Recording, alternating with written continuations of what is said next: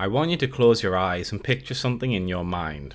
Picture a place that is ruined and ravaged by chaos, where ordinary, everyday people are used and abused by the society that the elites control. A society that gives these people the slightest glimpse of hope and salvation, only for it to be yanked out from under them. Throughout your time, you encounter parasites that latch onto you, making your life harder until they take everything from you, even your life. I'm explaining all of this so that you understand just how much it must suck to live in the United States. And now that I've gotten the funny and well articulated joke out the way, allow me to get to the more obvious yet somehow more hilarious joke, the joke being this entire game. Before I go in depth with you, let me give you a simple recap so you better understand things so I can tear them apart later.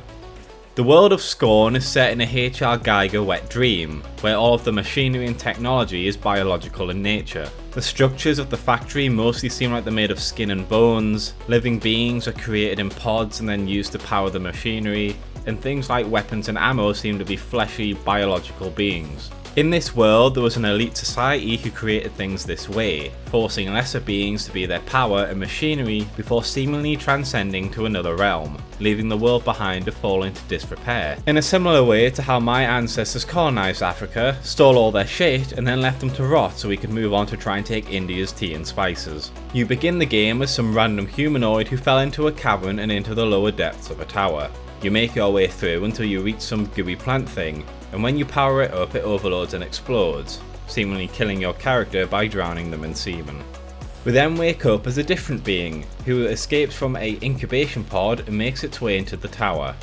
You make your way to the top of the tower, and along the way you encounter the parasite, the thing that used to be the first character you played as. The parasite latches onto your character, and while you gain access to the gun that is fused with its decrepit body, it is slowly killing you, draining your health away the way the Kardashians are draining moral values from society. You make your way through the flesh-strewn tower, gaining access to medical supplies and other weaponry, while at the same time fighting the hordes of disgusting monsters that have been created in the chaos. You navigate through the worn-down systems, killing the mother of the monsters, and make your way to the top of the tower.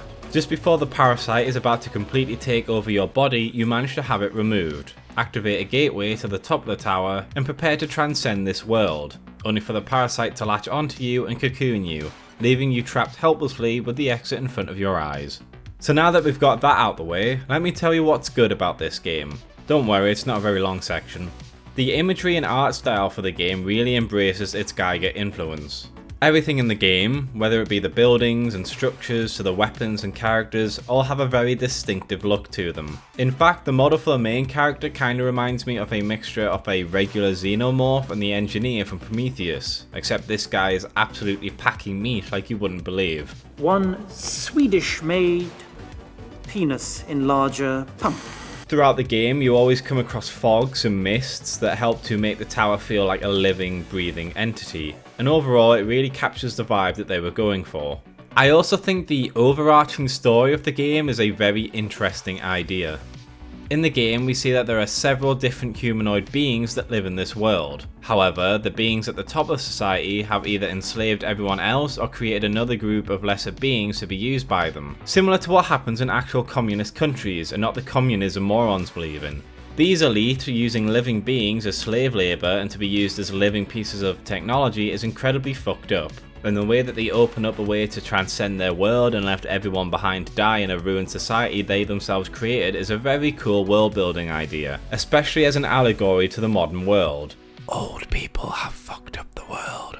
The body horror is also pretty decent. I know you can't really recommend a game based on that, but I think it does a good job. It knows how to escalate things properly. The regular enemies are already pretty messed up, but they mostly just look like bloody fleshy beasts. Then you get to the beast's mother, which does a good job of blending this design with the design of a human being, giving it a distinct uncanny valley to it, especially as it doesn't attack you. The body horror performed on your character is also like this. It starts with a machine being pierced through your hand, then a parasite sticks its hand into your body, then pieces of bone and flesh start to worm its way through your entire body, and by the time you reach the end of the game you're basically just a husk, fully understanding what it means to be Joe Biden.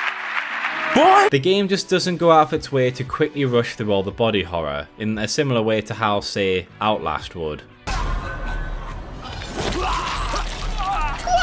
Now unfortunately that's about it for the good stuff. I said before that I enjoyed the world building and the idea that they were going for. Unfortunately I don't have any characters or information in the story to help me care about it.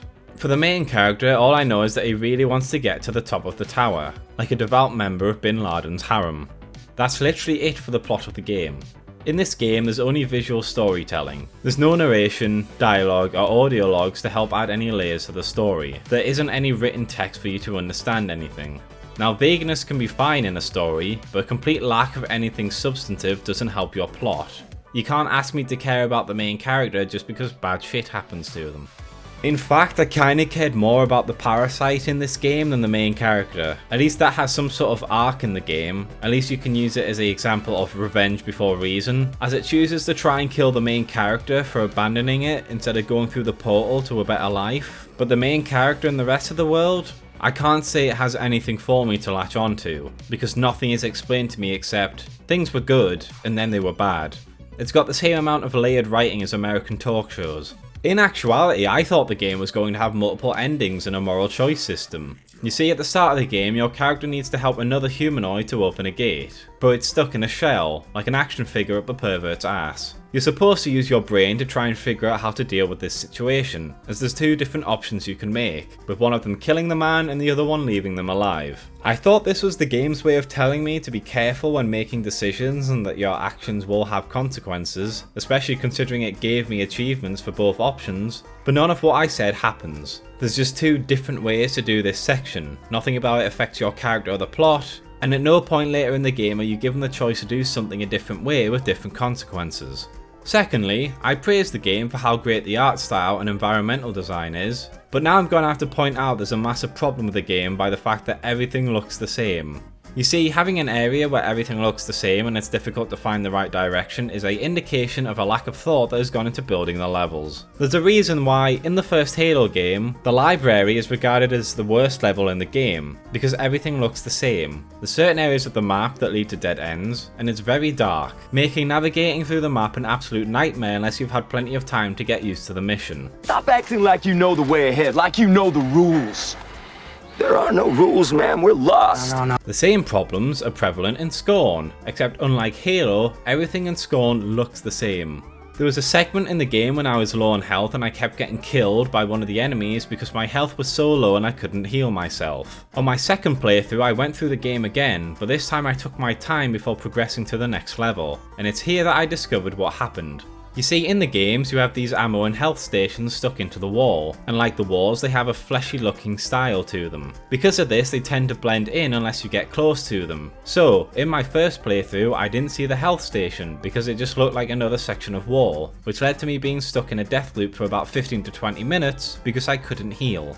Another problem with this art design is, as I've mentioned, some segments of the game have entire rooms and hallways made up of flesh, meat and piles of monsters, both living and dead. Now if you've ever had the pleasure of playing Dead Space, you understand the importance of double checking dead bodies you come across because some of them might rise against you and attack you. If you have any common sense, you stomp on these things the way that Nestle stomps on the rights of its third world workers.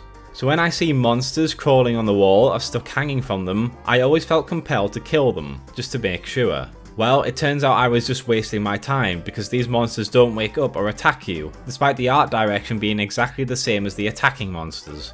So now that I've mentioned fighting, my third problem with the game is that the movement and combat systems don't work together. Now, Scorn is what happens when you combine a walking simulator, puzzle game and first person shooter into one game without realising that that is a recipe for disaster. You see, walking simulators are, by design, slow games, asking you to go through the world slowly to drink in the visuals and the audio logs to understand it. So when you make your character move slower than Lizzo, have the dodging abilities of Stephen Hawking, and have a group of enemies that either move as fast as the crackheads currently plaguing California, or fire projectiles at you the way that the police fire at the local black people, you've designed a terrible combat system. Especially when the first weapon you're given isn't even a proper gun. It's a melee gun that reminds me of the Xenomorph mouth attack, which yeah, it looks cool, but it doesn't really help me fight distant enemies that fire acid.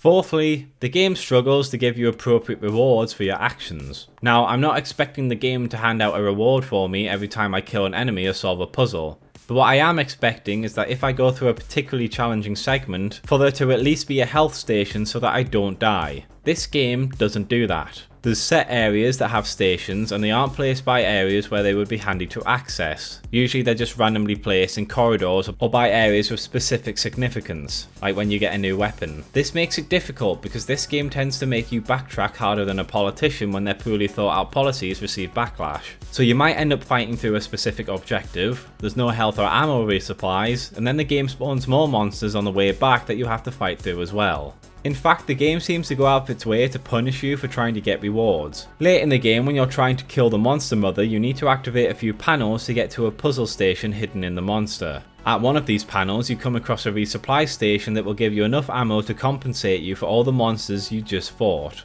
You need this ammo because on the way back down the elevator, 1 brute enemy and 4 crawler enemies spawn. And there's no way that you'll possibly be able to get through this without ammo. So you take this ammo, and then when you leave, the game decides to spawn 2 brutes on you. 1 behind you and 1 in front of you. And so the ammo you just got for fighting through the enemies, the ammo you need to get back through the level, is now wasted on taking down these 2 brutes. And it's just frustrating. Fifthly, the game doesn't do a great job explaining stuff to you. For instance, I had no idea how to swap weapons until I searched it up. I had no idea how I needed to do some of these puzzles until I looked up that you need to have these very small, easy to miss arrows in a specific place. I kept pressing the heal button but didn't realise I had to hold it down until the 5th try. Overall, this game just needs some text to actually help the player instead of just giving absolutely nothing. And finally, the checkpoint system. I understand that games don't want to checkpoint you constantly because the combat is shit and doesn't want to accidentally softlock you by checkpointing you into a unwinnable fight. However, there's some moments when you do a very long and tedious section of the game, usually after doing a bunch of puzzles and watching a load of cutscenes, and then because you died to a monster near the end of this section, you respawn about 10 minutes ago before you did any of that stuff, forcing you to go through the entire section again. This is just unacceptable for me. If it's a game that offers me a save system, I refuse to save and then I die, that's my fault. I chose not to save, so I have to do it again. But when you offer me no manual way to save the game, don't save any of the things I do, and then make me do it all over again when I die, that's just hilariously bad. You know in The Edge of Tomorrow when you see Tom Cruise start to get used to his abilities, but he gets annoyed by how he has to go through all the boring army stuff before he can get to the front lines again?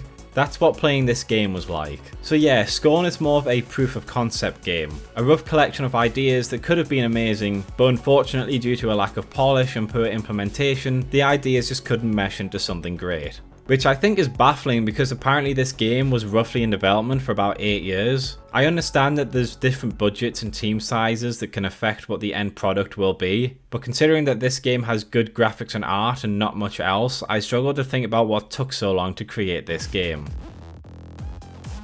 Thank you for enjoying my video. Please consider liking and subscribing, checking out some of my other videos, and if you're really generous, please consider giving to my Patreon. I'm also on Twitter and Twitch if you want to follow me on there. But overall, I just hope you had a great day and hopefully I'll see you in the next video.